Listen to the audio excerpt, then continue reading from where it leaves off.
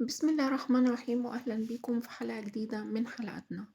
أتمنى إن كل اللي يشوف الفيديو يتابعوا للنهاية لأن هيتقال فيه كلام هيعجبكم جدا.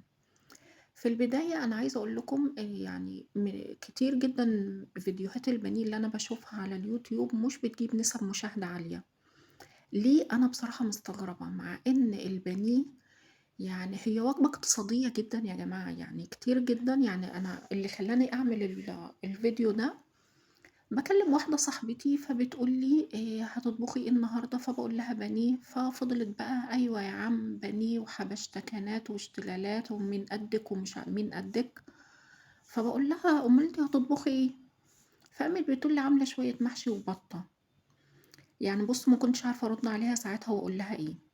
يعني بُصّي بقى يعني اسمعيني بقى في الفيديو ده لإن أنا ما عرفتش أرُد عليكِ وقتها من الصدمة اللي أنا سمعتها منِّك. البطة اللي انتي عاملاها سعرها بالظبط ما بين ال400 وال500 جنيه. طيب وجبة البانيه بتكلفني قد ايه؟ شوية البانيه التلات اطباق اللي انتوا شفتوني وانا بفضيهم دول بالظبط وزنهم 2 كيلو الا ربع. 2 كيلو الا ربع فراخ فريش مش مجمدة زي ما انتوا شايفين. بالظبط واقفين عليا ب320 جنيه. ب320 جنيه هنشوف دلوقتي هنقسمهم لكام وجبة. أنا في البداية بعد ما بافضّيهم في الطبق، باغسلهم تحت الحوض بشكل كويس جدًا، وباجيب هنا بصلتين كبار وبابشرهم من الناحية الناعمة، معلقة ملح، معلقة فلفل أسود، وعصرة ليمونة، وبعد كده ميكس كده مع البصل علشان أطهّره من أي ريحة زفارة موجودة فيه، مع الفراخ باسيبها كده أغطّيها بستريتش وباسيبها في التلاجة حوالي يعني براحتك خالص ساعة، ساعتين، 3 مش هيضر معاكِ خالص. كل ما بتسيبيها في البصل والتتبيلة اللي إحنا عملناها دي، كل ما هينضّف لِك الفراخ ويخلّي ريحتها حلوة. دلوقتي بقى هنعمل التتبيلة الأساسية. أنا جِبت هنا معلقتين من المستردة، عليهم 6 معالق كاتشب، يعني كتّري الكاتشب أكتر من المستردة بكتير جدًا علشان التتبيلة يكون طعمها كويس. يبقى أنا حطيت معلقة المستردة الواحدة ليها 3 معالق كاتشب، حطيت معلقتين مستردة عليهم 3 معالق كاتشب. بعد كده هاحط عليهم إيه، معلقة صغيرة من الملح، ما نكترش ملح لإن إحنا حاطين على الفراخ أساسًا ملح.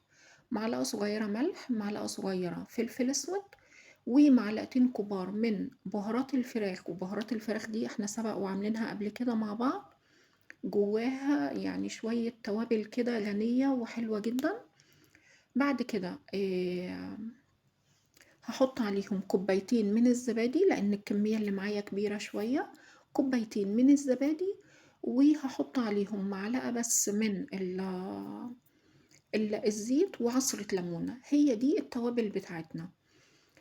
هنخلط الميكس ده كله كده مع بعضه، وبعد كده هنجيب الفراخ ونشيل كل البصل اللي موجود عليها، ونحط التوابل على الفراخ. نقول الخلطة بتاعتنا تاني عبارة عن معلقتين كاتشب، معلقتين مستردة عليهم 6 معالق كاتشب، ملح، فلفل أسود، و بهارات فراخ، عصرة ليمونة، كوبايتين زبادي، ومعلقة من الزيت. هنعمل الميكس ده كده كله مع بعضه ونحطه على الفراخ بتاعتنا ونسيبهم في التلاجة حوالي ساعة. ساعة مش أكتر يعني. حبيتِ إن أنتِ تسيبيهم أكتر من كده ما فيش أي مشكلة. المهم بس إن أنتِ تتخلّصي من البصل، ما تسيبيش عليها أي بصل خالص زي ما أنتِ شايفة كده. هاتخلّص من البصل كلّه واسيبه. عايزة أقول لك إن الخطوة اللي أنا باعملها دي بتسهّل عليَّ بعد كده كتير خالص لمّا باجي أطلّع البانيه وأشتغل عليه فيما بعد. يعني أنا الكمية اللي أنتم شايفينها دي أنا هاقسمها على 4 وجبات، هتكفّيني بالضبط 4 وجبات، وكل وجبة منهم هتشوفوا الكمية فيها عاملة كمية قد إيه، وتكفّي الأسرة. وهي مكوّنة من كام فرد؟ إحنا ما شاء الله ربنا يخلّي، إحنا بالضبط 5 أفراد. فالوجبة اللي أنا عاملاها دي يعني كفّتنا ك5 أفراد، والله العظيم اتبقى كمان قطعتين. وفضلت عمّالة أتحايل على العيال طَب حد ياكلهم، يا مامي مش قادرة يعني خلاص العيال استكفت. زي ما أنتم شايفين كده حطينا الفراخ في التتبيلة، هاحطها بقى جوّه التلاجة حوالي ساعتين وبعد كده نرجع. كل واحدة بقى هتقسّم الكمية على حسب ال يعني الأسرة بتاكل وجبة قد إيه. قطعة البانيه زي ما أنتم شايفينها كده، القطعة ما شاء الله اللهم بارك كبيرة، كبيرة جدًا ما يعني أنا ما باعملهاش كبيرة كده، أنا باجيب القطعة وباقسمها بالمقص زي ما إحنا هنشوف دلوقتي لقطعتين، لإن ما شاء الله اللي مقطّع البانيه ربنا يبارك في إيده، مقطّعها قطع كبيرة وكويسة جدًا. دول أهم قسّمتهم على 3 أجزاء، والجزء اللي موجود في الطبق هو ده الجزء اللي إحنا هنتغدى بيه النهارده إن شاء الله وهنحمّره مع بعض. الباقي هاعينه في الفريزر، كل كل مجموعة جوّه كيس زي ما أنتم شايفين كده مفرودين، وما باقفلش الكيس ولا حاجة، هو مجرد إن أنا باتنيه تانية كده، ما بياخدوش مكان في الفريزر ومتبلين جاهزين، بيطلعوا معايا على التحمير على طول، ما بياخدوش معايا أي وقت.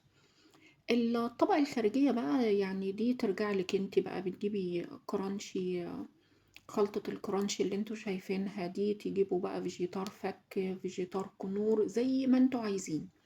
باجيب القطعة زي ما أنتم شايفين كده، ضروري جدًا إن أنتِ تضغطي عليها بكَف إيدِك علشان تفتحي مسام الفراخ، لو فيها أي مسام تخينة، يعني شايفين القطعة اللي أنا باوريها لكم دي صغيرة قد إيه، شوفوا بقى لمّا أضغط عليها بكَفّة إيدي ما شاء الله المسام هتتفتح والقطعة بتكبر زي ما أنتم شايفين عاملة إزاي.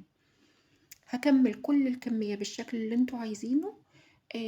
طبعًا القطعة الكبيرة أنا باقسمها بالمقص لقطعتين كده علشان الأطفال، يعني الأطفال يا دوب بيبقوا عايزين قطعة كده صغيرة في إيديهم، تبقى مقرمشة ويقدروا إن هم يمسكوها بإيديهم، وبالنسبة للكبار باسيب اللي هي إيه كام قطعة كده كبيرة للكبار عادي يعني. شايفين ما شاء الله يعني كلّهم ما شاء الله والله قطع كبيرة، يعني هتشوفوا دلوقتي بعد التحمير ما شاء الله اللهم بارك الكمية اللي أنا عاملاها يعني تكفّي أسرة بشكل كويس جدًا يعني. طبعًا أنا ما صوّرتش الجزء بتاع التحمير، لإن إحنا كلّنا عارفين إحنا إزاي بنحمّر في زيت غزير لازم يكون سُخن على شعلة متوسطة كده بعد ما الزيت ما بيسخن، بنبدأ إن إحنا نحط الفراخ تاخد صدمة وبعد كده نقلبها من الناحية التانية، وأول ما تتحمّر لازم نطلّعها على مناديل مطبخ، لإن البانيه معروف إن هو بيتشرّب من الزيت. بعد كده بقى إيه، على شوية كزبرة خضرا كده في طبق التقديم، ونبدأ إن إحنا نحطهم وكده الفراخ أصبحت جاهزة معانا.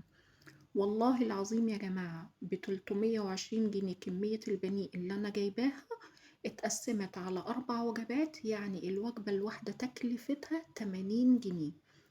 أتمنى لو الفيديو عجبكم ما تنسوش تدعموني.